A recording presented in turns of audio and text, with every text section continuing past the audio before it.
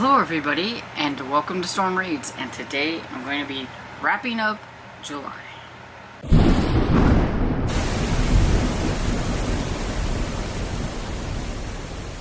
So, the best thing about July was it was my birthday month. I think that was the only good thing about July. It was not a good month. Adulting was very hard. Car in the shop twice. Our water, is messing up. Had a flat on our lawnmower that we could not fix, so we were gonna have to get a new one. Didn't have the money at the time. Had to borrow my brother's lawnmower, and I swear that old thing about killed me because it jerked my back all over. And then why not end July with a bang, right? I get bit, can see it a little bit here, by a wasp. And I think I'm a little bit allergic to wasp stings because it made me super tired. I was feeling really weird all over my face and my body was feeling weird. And yeah, it was not fun, and it still itches and it's driving me crazy. And it's in a really bad spot because you rub the back of your arm on your body every time you move around. So July was not great. So we're gonna wrap this booger up and we're gonna hope that August is going to be better. So despite all the bad things that happened, I managed to get 15 books read. Now most of these were audiobooks, of course, because I do read a lot on audio. And so I'm just going to go down through them and let you know what I thought about them, and if I think I need to highlight anything, I will do that. So the first one I have is Shark Night by R.L. Stine. I gave this one 3.5 stars. I got this from, I think it was Blackstone Audio. Anyway, I got an email about it and I thought it sounded cool, and it's R.L. Stine. But I thought it was okay. I think sometimes his books start out really good and they don't land very well. And I think that was just for me. That's what happened with this one. It sounded good, the blurb, but I didn't feel like what it said it was supposed to be about and what it was actually about was the same thing. Then The Presence by Heather Graham. This is the second book in the Harrison Investigation series. I gave this one 4 stars. Was set in Scotland. I so liked this one much more than the first one. The first book I think I gave 2 stars to. It was the main character, male character, was horrible. Now I understand these are about people who see ghosts, and people who can't see ghosts may not care for that or believe that. You don't have to be so mean about it. And that was a problem in the first book. And in this one, I was a little leery about the male character at first, but he comes around and he's not so bad. And it's set in Scotland. So then the next one I have is Murder and Masquerade by Mary Winters. I give this one 4 stars. It is the second book in the Ladies of Letters series. And this one is about Countess Amelia, who, she gets bored being a countess. So why not answer letters and be like an agony aunt? And she does this kind of thing. And in the first one, I got her in a little bit of trouble. And in this one, it's not necessarily the letters that got her in trouble. It's some other things, but she ends up having to help her best friend Simon, the Marquis, help him solve a murder so he can get on good sides of his sister again, because she's mad. And then I have While Still We Live by Helen McInnes. I did a review on this one and everything. I give this one 3 stars. It was a good, nice, solid book, but it had a little bit too much war stuff in it for me. And maybe if I read more of them, I will get used to the war stuff. It is a spy thriller and everything like that. I really was very wrapped up in the characters, but it was super long. This one was 444 pages. Doesn't look like it, but it's 444 pages. And I had an audio for this one, so I listened to the audio and read on it a little bit and everything. But yeah, I'm glad I got another one done from my books. Then I have, it was, okay, so it was also Retro Romance Readathon Seasons, and so I did try to get some retro books read and everything. The actual readathon was only for like 2 weeks, but I read them all month long because that's how I am. And so I did read Heart Song by Debbie Maycomer. This is her second book that she's ever wrote for category, and it was a lot better, I have to say, than the first one. I still only gave it like 3.5 stars because I did have a few problems and issues with it, but this one's an inspirational. It's silhouette inspirational, which I didn't even know was a thing. So I learned something. But yeah, so this one was inspirational, but I don't think it was like too like overtly religious or anything like that. But it was a lot more interesting, and the male character in this one was a lot better than the male character in her first category romance. And so yeah, so 3.5 stars. Then I had what was probably the worst book that I read, and this would be The Missing Body by Carrie Wilkinson. And I was really upset because I read books by this author before and I liked them, so I thought it was going to be a safe bet, and it wasn't. And I gave it 2 stars. Me and my friend were talking about how it should have been called The Missing Plot instead of The Missing Body. I guessed all the main important things, so it was just kind of bleh. And then Nosy Neighbors by Freya Sampson. I give this one 4 stars. It could have got 5 stars if it wouldn't have been so misleading about it being a cozy mystery when it wasn't. I think everybody's trying to jump on this like cozy thing, that they're trying to get cozy mystery readers to read their books even if there's not really much mystery in them. And this was more like a women's fiction or a chick lit type of book about an 70-something-year-old lady and a 25-year-old woman, and them living in the same apartment complex, and kind of the friendship that develops a little bit. While there is a little bit of a mystery with what is happening inside the apartment complex, it's nowhere near a cozy mystery, and I felt a little misled, so it got 4 stars.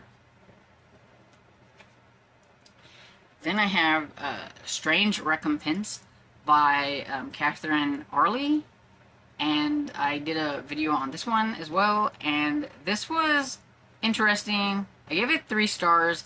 A lot of these books like this, the Harlequin, the older ones, they usually get about 3 stars out of me. I think I've had one that got 4 stars. This one, if it would have been a little bit more faster paced with the amnesia plot, it might have got a little bit higher, but I kind of felt, though, even though it's small, it kind of dragged a little bit. And so yeah, but it was still interesting because of the amnesia part, and the kind of mystery behind what was going on with that was interesting. So then I had It's Christmas in July, and so I had to try to get at least a couple of Christmas books in. So we have Can This Be Christmas by Debbie Maycomer, which also fit for my Retro Romance Readathon seasons. And so this one was more like a novella, I'm guessing, because it was like 90 pages. There was not really a romance, but it's Debbie Maycomer, and it's Christmas, and it was sweet. And I give it 4 stars. It was about a group of people who are trying to make it home for Christmas. They get stuck in a snowstorm. A lot of them are quite cranky at the beginning of this, but by the end of the book, they're not quite as cranky. Some things are getting worked out between some couples and things like that and everything. And it was just a nice little Christmas book. Then for my reread of the Dresden Files, I almost forgot the name. I read Full Moon by Jim Butcher, which is the second book in the Dresden Files series, and I enjoyed it very much, just like the last time. I give this one 5 stars. mainly because it's a favorite series and I really like the characters. Not so much that it's like a fabulous plot or any of that kind of stuff. It's just me.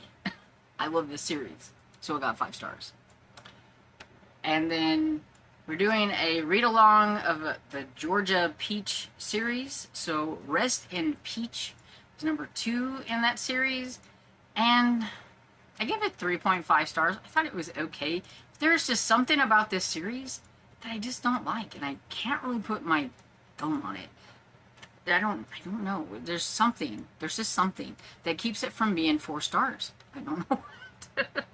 I think it's the characters mixed with some things. You kind of think there's going to be like this love triangle that's not, and I don't like that kind of thing. And so, yeah, it was okay. Then we have another Perry Mason book. So we have the 3rd book in the Perry Mason series called The Case of the Lucky Legs. I haven't did a video on this one, but I probably will be doing it sometime soon.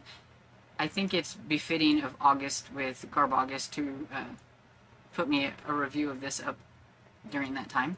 So I will be doing that. But I like this one. I've liked all of the 3 of the books that I've read of the Perry Mason by Earl Stanley Gardner, and so 4 stars for this one. Then, oh, and I read this for Jallow July, I think that's what it's called. And it's hard to explain. It's about Italian versions of mysteries that are yellow, which is what Giallo means. And this author got published in one of those for in Italian.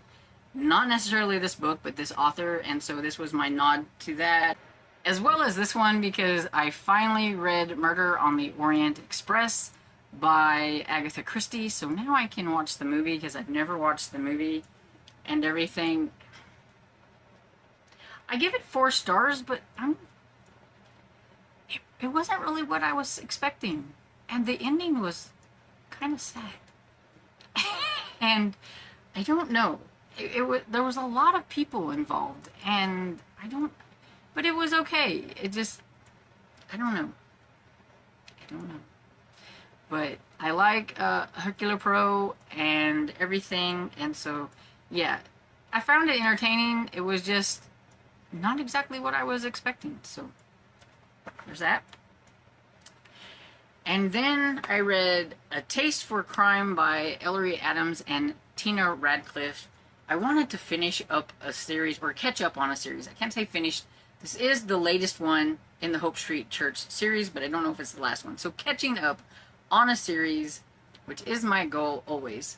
And since I only had this one to go, I threw it in here. And I'm glad I did, because I do like the Hope Street Church series. I really like Cooper and her friends and everything that she has made at the Bible study group. Even though there is a Bible study group, I don't really feel like this is overtly a religious cozy mystery.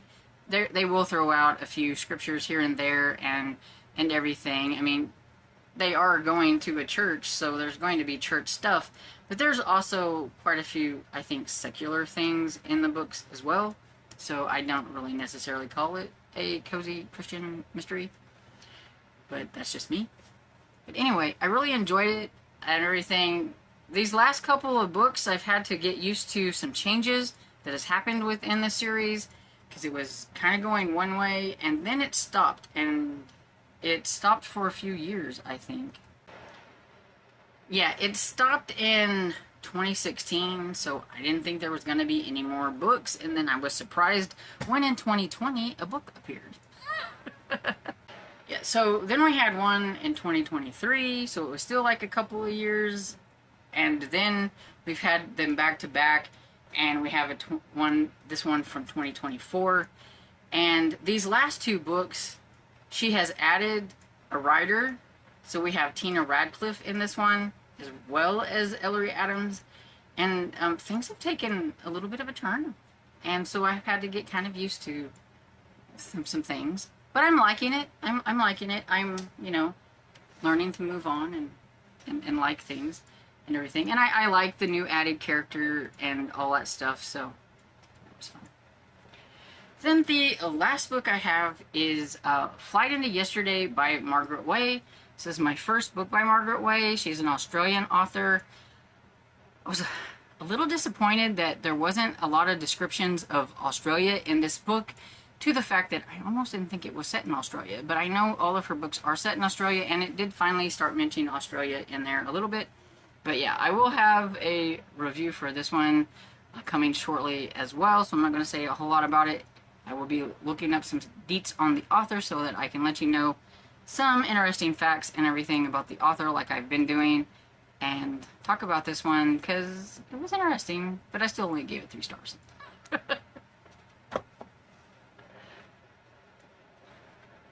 And so yes, that's everything that I managed to get done in July.